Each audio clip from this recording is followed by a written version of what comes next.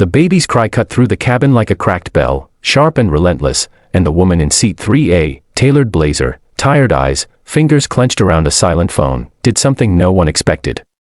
She closed her eyes, counted to 5, and whispered a promise to herself she wasn't sure she could keep.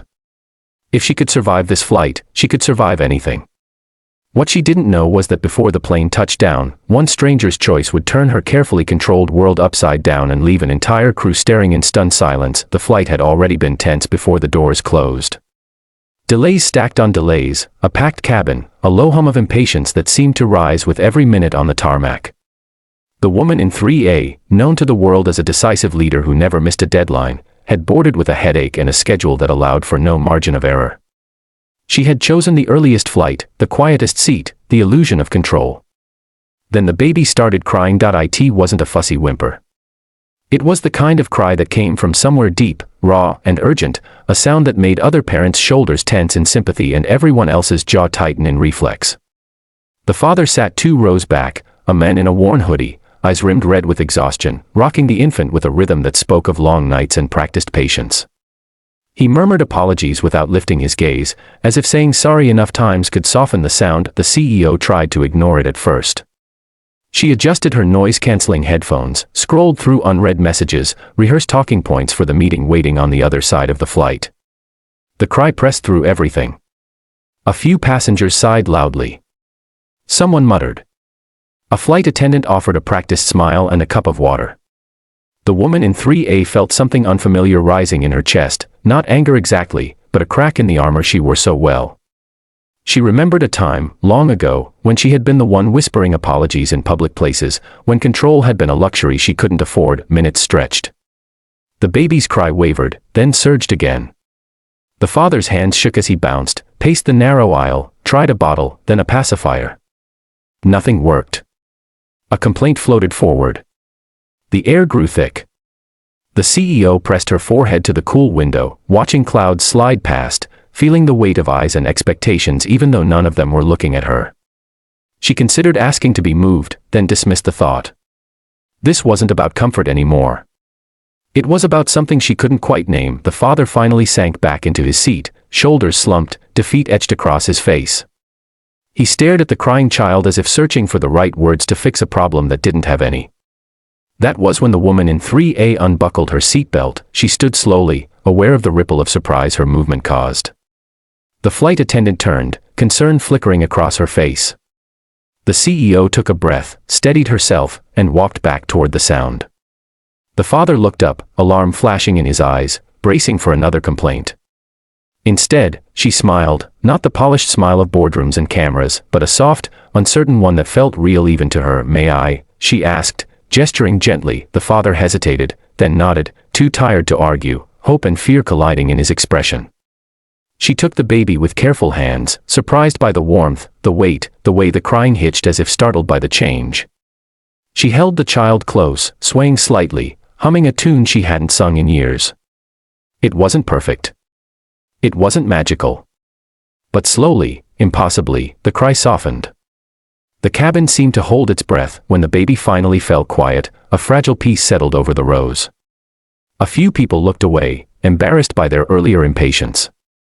The flight attendant froze mid-step, eyes wide. The father covered his mouth with his hand, tears spilling freely now that the pressure had lifted.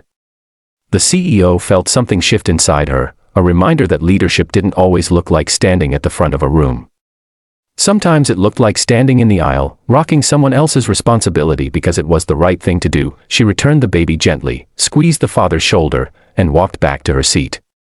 As she buckled in, the plane broke into a quiet, scattered applause that felt more like gratitude than spectacle. She stared at her hands, steady now, and wondered when she had last felt so human. Halfway through the flight, just as the cabin lights dimmed and the calm felt earned, the baby stirred again. A whimper rose, then another. The father stiffened, panic creeping back into his posture. The CEO closed her eyes, a smile tugging at her lips despite herself. This time, before she could stand, the father did something that would change everything. He took a deep breath, stood up, and addressed the cabin in a voice that trembled but did not break. He apologized, not just for the noise, but for the disruption, for the inconvenience, for being visible in a world that preferred silence. Then he did the unexpected. He offered to step off the plane at the next stop, to rebook, to wait hours or days if it meant sparing everyone else.